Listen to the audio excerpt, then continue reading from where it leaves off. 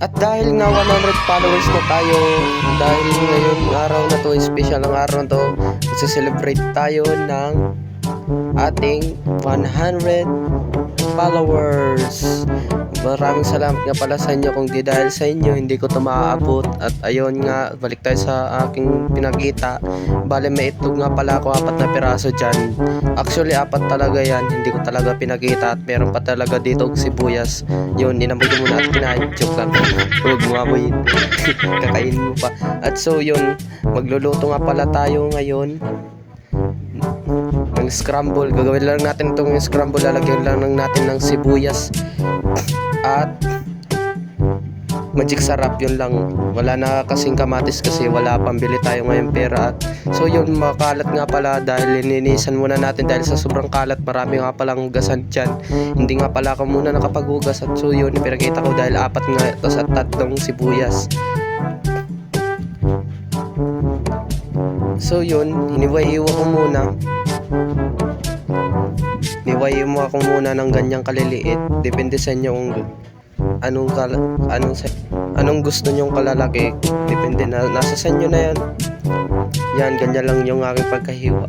Naalala ko kahit 100 followers lang tayo, saya naman tayo, nag-celebrate naman tayo. Sana magtuloy-tuloy pa to. At so yan, biniyak na nga yung itlog at nagsaing na nga pala ako para sa aking hapunan kain.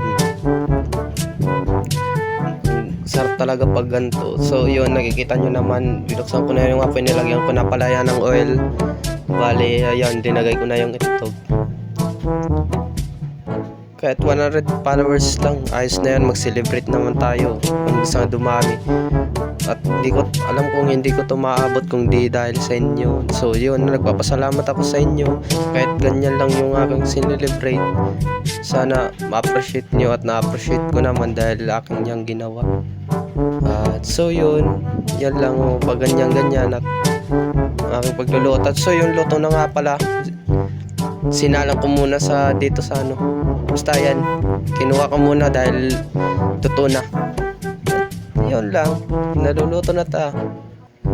Sarap siguro kumain na ito. At bali guys, maulan nga pala dito sa amin, kung hindi ko pala natatanong sa inyo. Maulan, sarap siguro ganito yung ulam pag maulan. Kahit ganyan lang, kahit wala tayong pambili. So yun, tinikman ko muna kung okay na. So yun, first bite, okay na, okay. At ito naman, second bite, tinikman ko pa. Kasi medyo masarap. Yun, second bite. Okay na, goods na. So ayan naman, tinignan ko muna kung luto na yung sinaing ko at para makakain na ako. So yun, goods na.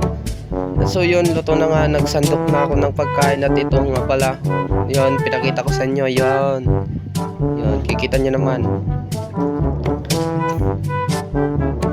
At ito naman, nanalangin muna ako na nagpapasalamat ako kay Lord sa blessings na binibigyan niya para sa akin lahat. Dahil nakakakain ako ng ganito, kahit simple lang, mas magpapasalamat na ako.